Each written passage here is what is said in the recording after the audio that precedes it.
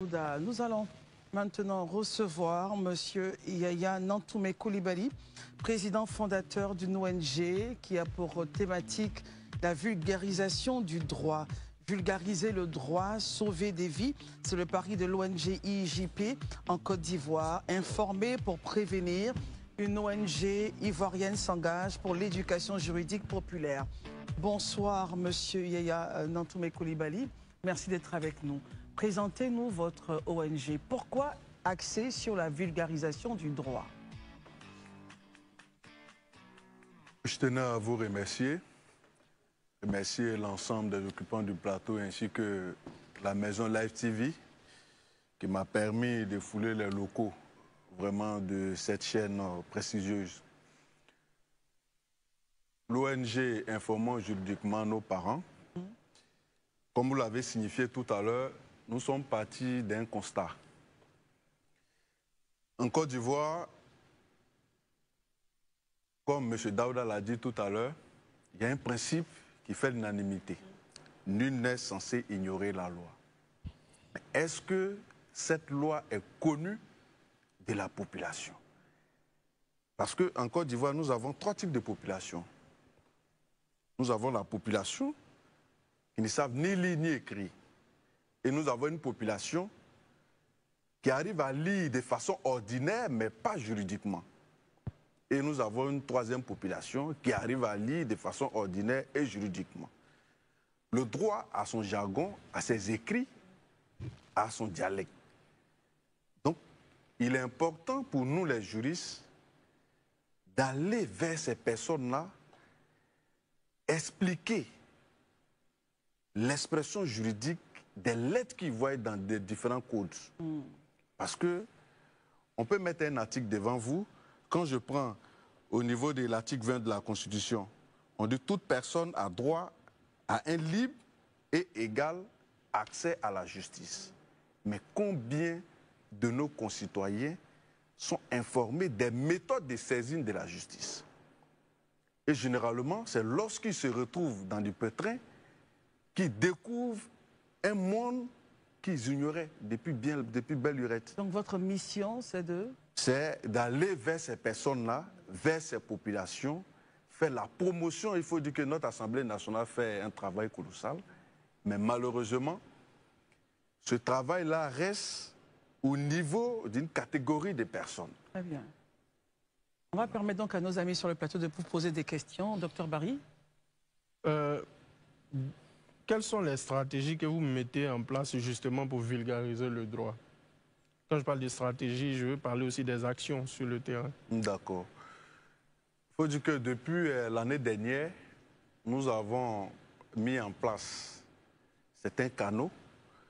Nous avons une plateforme sur TikTok comme Facebook qu'on a dénommée Atu Juridique où nous animons des conférences. On choisit un thème. La dernière fois, on a choisi le thème « Le régime des communautés des biens », expliquer les avantages et les inconvénients. Et nous avons vu des abonnés, des mariés, qui n'imaginaient même pas les conséquences de ce régime. Et on a eu même, permettez que j'étale le nom, certains mères célébrants qui nous ont appelés. Vous dites, ah, les enfants, vraiment, nous-mêmes, on célèbre les mariages, mais on n'était pas au courant des implications. Parce que le mariage, c'est un acte juridique et ça dégage des effets de droit. Alors que tous les mères célébrants ne sont pas les juristes. Tout à fait. Voilà. Donc, on va vers ces personnes et on a décidé de mettre des conférences en ligne. On organise souvent des conférences de débat en présentiel et on essaie de tendre dans les différentes localités maintenant, rencontrer des associations de jeunes, de femmes, choisir un thème et on a essayé de mettre en place une tournée sur le plan national. Parce que dans les régions de Côte d'Ivoire, on a pu diagnostiquer chaque région a un problème spécifique. Et lorsqu'on est rentré en contact avec nos correspondants de l'Ouest, on a vu que la loi qui peut beaucoup intéresser cette région, c'est la loi sur le foncier et l'orpaillage clandestin. Très bien. Donc on cible les régions selon les besoins. Très bien. Herman, question. Ok. Moi, je voudrais vous soumettre un cas pratique. Comme vous le juriste et vous luttez pour la bonne compréhension de nos lois. Quelle appréciation, quelle analyse vous faites vous-même du système de parrainage? Un cas pratique. D'accord. On va l'écouter. Merci pour la question. Je pense que nous, notre rôle, c'est d'expliquer la loi et non de critiquer la loi. Je ne vous ai pas demandé de critiquer, je dis d'analyser. Oui, quand j'analyse, c'est des critiques. Il faut que j'apporte des critiques. Attends, okay. Donc, pour rester conforme à nos tests, on explique, on ne critique pas. Parce que la loi est impersonnelle. Voilà. Très bien. Je peux relancer. Hein. Non, on est à 18, Herman. On est à 18. On va aller peut-être à... Il nous reste 7 minutes. Marius? Moi, je trouve que c'est une initiative citoyenne ambitieuse, mais surtout salutaire. Merci. Du haut de mon expertise à la tête du mouvement consumériste national, je peux vous dire que les Ivoiriens, effectivement, même ceux qui se disent intellectuels, ignorent vraisemblablement et sans embâche leurs droits. C'est ça. Leurs droits sont régulièrement violés. À leur ignorance totale. Et donc vous faites bien. Et là, vraiment, je vous en félicite. Si cette initiative n'avait pas été portée sur les fonds baptismaux, je pense qu'on aurait dû prier le Seigneur pour qu'il vous inspire ou inspire d'autres citoyens à la porter justement sur les fonds baptismaux. Parce que ce que vous visez justement, c'est d'instruire nos compatriotes, les populations, sans tenir compte de leur niveau d'instruction, sans tenir compte de leur origine, sans tenir compte de leur religion et surtout de leurs conditions sociales. Nous espérons que vous le ferez en vous donnant les moyens d'atteindre cet objectif parce que les Ivoiriens ont besoin qu'on ouvre les yeux sur leurs droits et sur les tests qui régissent le fonctionnement de leur République. Très bien. Merci. Je voudrais vous apporter tout, vraiment, je ne sais même plus, bravo. Merci. Merci pour le commentaire, Marius. Daouda, il nous reste 3 minutes. Et puis après, une question très rapidement. Il nous reste 3 minutes. Oui, très rapidement. J'aimerais vous dire vraiment bravo parce que personnellement, j'ai toujours pensé à le faire en ligne, mais après, j'ai jamais eu le courage. Si vous avez eu le courage, franchement, je vous encourage vraisemblablement. Mais pour la question, moi, j'aimerais que... C'est vrai que vous partez à l'intérieur du pays, mais est-ce qu'au niveau d'Abidjan, par exemple, vous adressez des questions comme les tracasseries, au niveau des tracasseries routières, les plaintes et autres? Parce qu'il y a beaucoup de personnes qui ne savent pas, par exemple, que lorsqu'un policier vous arrête dans votre véhicule, il y a des méthodes, il y a un modus operandi. S'il n'y a pas de signalement sur son habit, vous êtes en droit de lui demander sa carte professionnelle pour être sûr.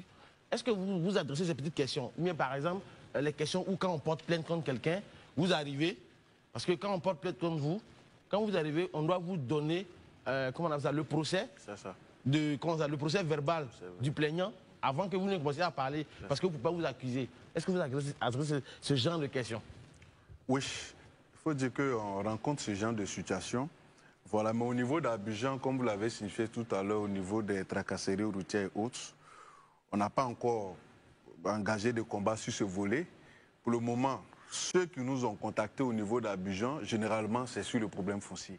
Sur le problème foncier. Il y en a beaucoup. Mais techniquement, Il va répondre rapidement à la question de Daouda. Il parlait de l'affaire foncière. Est-ce qu'il y a d'autres points? Oui, c'est sur le problème foncier et surtout les régimes matrimoniaux. Et voilà, les problèmes d'héritage. Les régimes matrimoniaux. Voilà. Parce que bon nombre d'Ivoiriens ne savent même pas que depuis 2019, nous avons 3 régimes.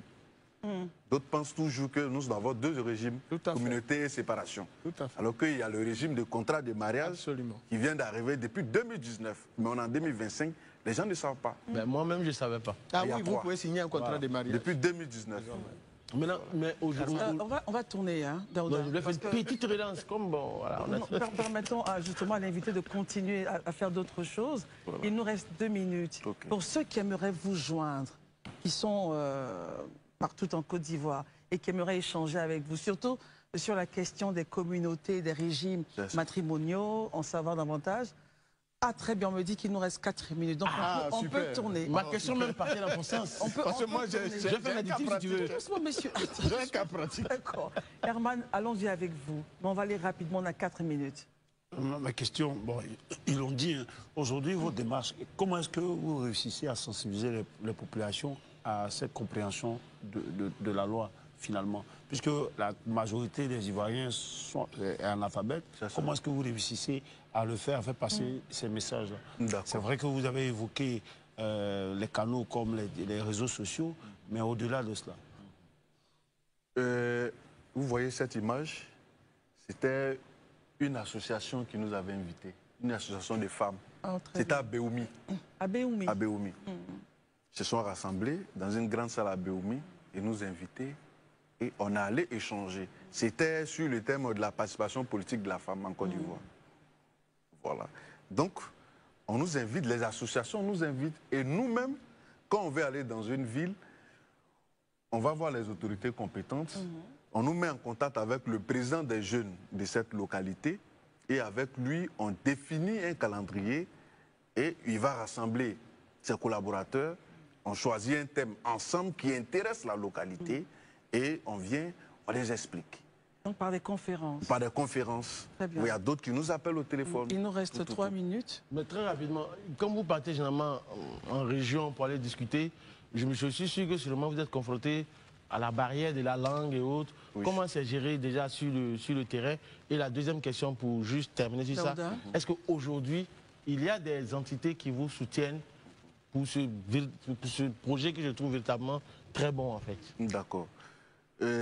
Concernant la première question, dans le staff, nous avons plusieurs individus de différentes localités. Moi, je suis natif du Sud Komoué, département de Tiapoum, précisément à Nouamou. Donc on se retrouve là-bas, à Chanty, à Polo et Malinké. Et dans le staff, nous avons toutes sortes d'ethnies. Donc lorsqu'on se retrouve au nord, forcé, il y a des sénufos dans le staff et quand on explique, et généralement le Malinké est compris par plusieurs personnes. Y compris au nord. Voilà, surtout y compris au nord. Donc une fois que vous comprenez le Malinké au nord, il n'y a pas de problème. Voilà. Très bien. Marius, voilà, on va terminer avec vous. Non, ben, il aura son mot de fin. Sur la deuxième question, le nerf de la guerre, c'est les ressources financières. Voilà. Bon, pour le moment, nous n'avons pas de soutien. Et on voulait même profiter de votre antenne. C'est la question. Parce qu'on compte lancer notre sortie officielle au plan national cette année. Et on voulait solliciter le président de l'Assemblée nationale de Côte d'Ivoire. Vous avez fait un courrier et tout ça? Oui, on a fait un courrier. Mais pourquoi pas le ministre de la Justice? Bon, on voulait commencer d'abord par le Parlement, puisque c'est là-bas que la loi... Les lois sont votées. Exactement. Voilà, c'est là-bas que la loi est conçue et rédigée. Je pense que le ministère de la Justice, c'est l'application. Absolument. Voilà, donc on voulait solliciter le président de l'Assemblée nationale de Côte d'Ivoire, M. Adama Bitogo, pour le parrainage de notre sortie officielle, Kuralia Bouaké. Et on lui a adressé une demande d'audience. Et je pense que ensemble, on décidera la période selon son calendrier. Mais c'est clair que vous aurez, en tout cas je pense que c'est clair que vous aurez gain de cause parce que votre mission est tellement noble. À quel contact, à quel numéro on pourrait vous joindre? D'accord. Nous sommes disponibles sur le 07 77 31 42 10. 07 77 31 42 10. Deuxième numéro, 01 2 fois 10 39 23. Reprenez ça. 01 2 fois 10 39 23. Ah, les gens vont nous appeler, moi je vais leur donner. Merci beaucoup, monsieur Yaya Nantoumé Coulibaly. Bravo encore. Bravo aux équipes qui vous accompagnent. Elles sont venues vous accompagner là, on les salue. Bravo pour ce que vous faites, c'est un travail excellent. Merci, merci. Notre émission est terminée. Docteur Barry, merci, bon week-end. Herman, bon week-end. Marius Komoué, Daouda Coulibaly, bon week-end chez vous et que Dieu bénisse la Côte d'Ivoire.